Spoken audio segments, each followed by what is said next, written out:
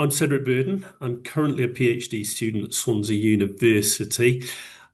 Previously, I studied theoretical physics, and then I was a high school teacher, deputy head teacher for 36 years, and a school inspector.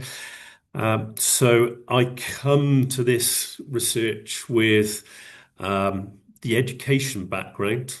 And I very much appreciate the opportunity from the Sale Databank Showcase team to talk about our work because it is very much making a difference to children and young people and their life chances.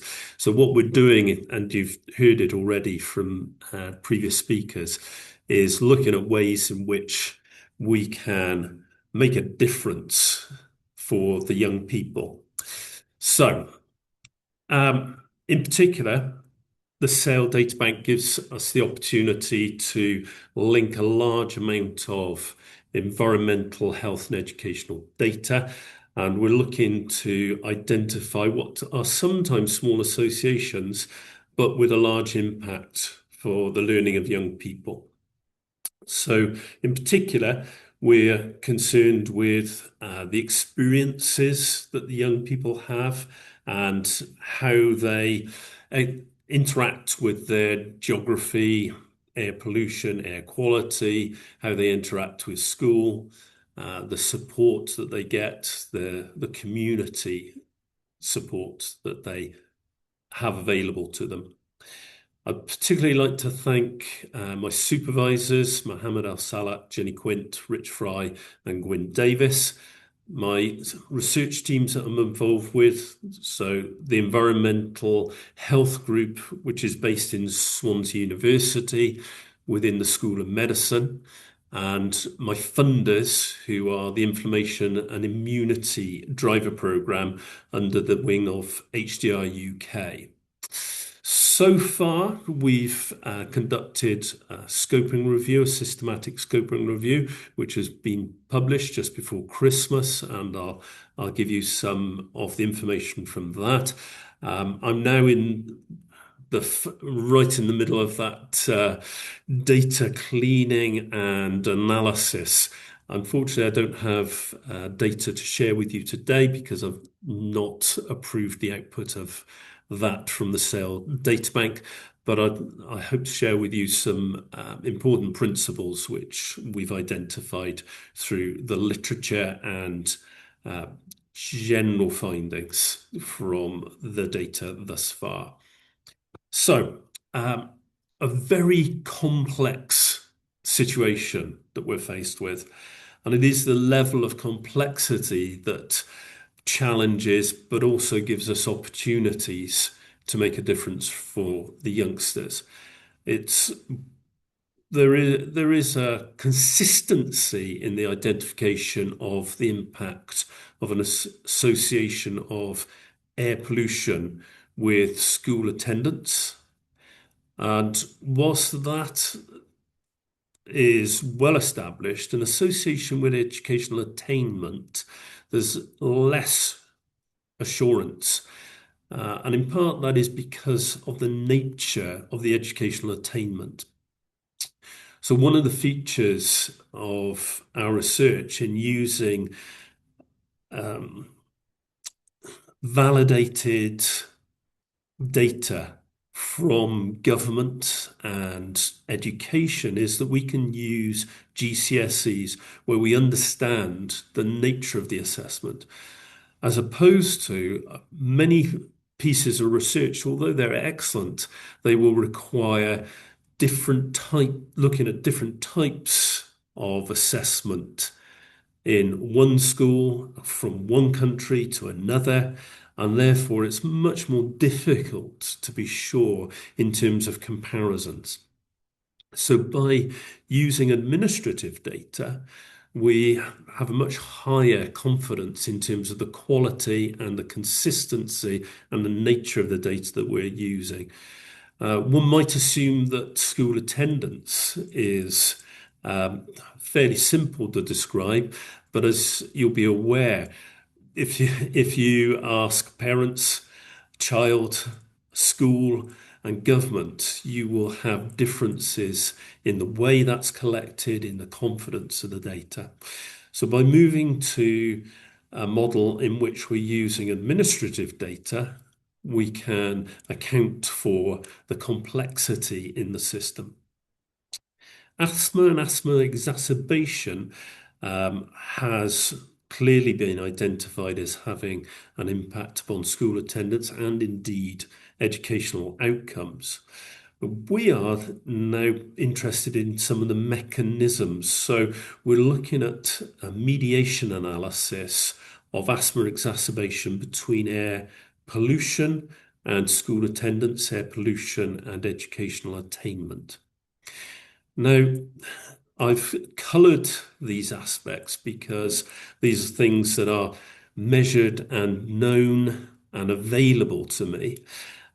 Similarly, for socioeconomic resources, we're through our work with PPI, we have identified the needs to consider under-resourced communities. And I use the phrase quite carefully rather than talking about deprivation in areas, under-resourced communities and the impact.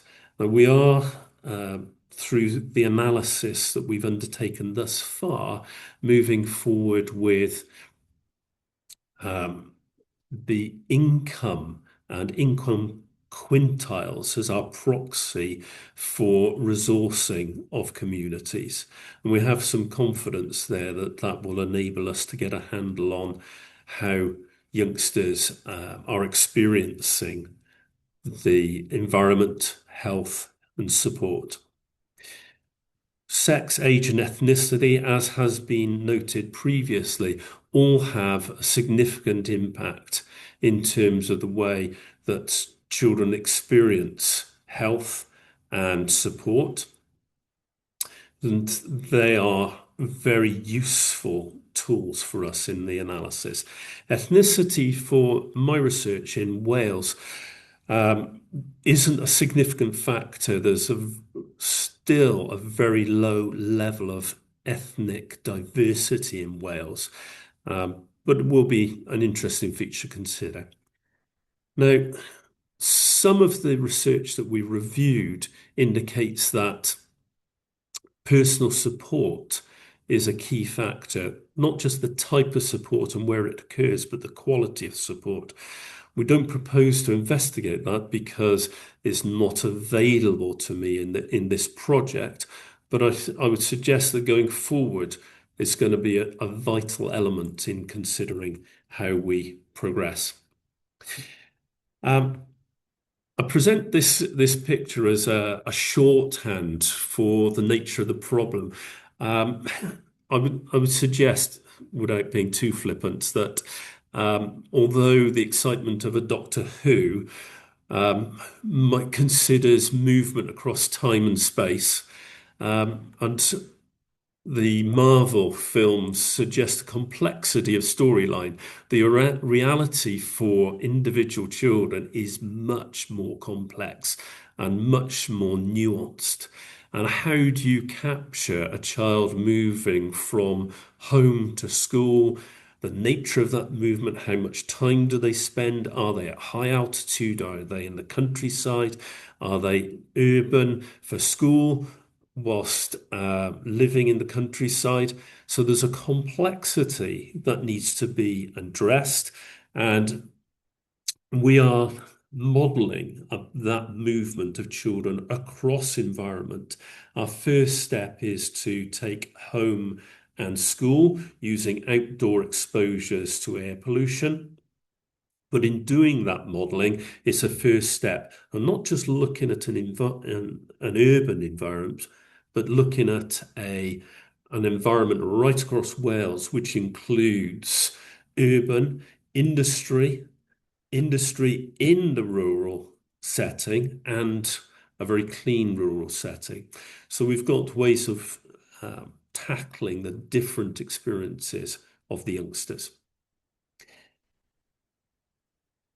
The funding question very much focused on levels of inequality for the youngsters in terms of their experiences and as a result, their outcomes.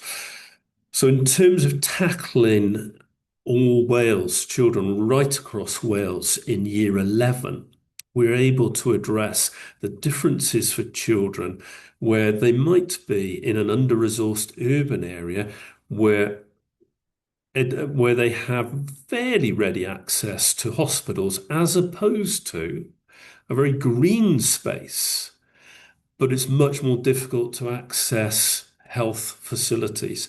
So, in terms of asthma exacerbations, if a child is in a well-controlled situation, they will often do very well in terms of schooling and learning outcomes. However, if they've got poorly controlled asthma through their behaviours or through poor access or late identification of asthma, then they might well struggle much more in a green environment than in an under-resourced grey environment in an inner city, where nevertheless they can get to health.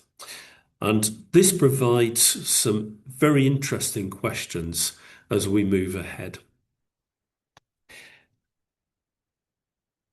So, in terms of impact, what are we looking for?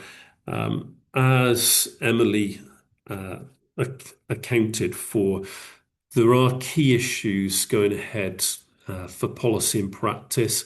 So in Wales, there are policies such as the Future Generations Wales policy, and we're particularly keen to explore how that will interact with our findings. We want to be giving agency to children and their families in terms of their own behaviours, their interaction with health, their interaction with school, and how that they can be empowered to take care of themselves and improve their learning. In particular, it's looking at the mechanisms, how poor air quality, what is the root if there is damage to learning outcomes, how is that routed through their experiences? So, if I leave you with this slide, I'm particularly interested in developing very large scale studies looking at large populations, large geographies across a long time. And that is particularly useful to get statistical power in order to look at small effects, which will have a significant impact. Looking at consistency in the data through the administrative data and looking at movement through the environment. So high dimensionality, as Professor Rich Fry describes it, high dimensionality in the data. I'm particularly interested in the impact of support and family, but this will be a further study post-doctorate. And Bayesian approach, I believe, will be very important. As we've looked at the literature, the Bayesian approach gives us a way to look at very large, complex models and feed into it our current understanding of the behaviours of environment with health and education, and therefore it gives us a useful statistical tool going forward. In the bottom right-hand corner, I've given you my email contact, and also if this is shared, the link to this systematic scoping review that we undertook. Thank you for your time.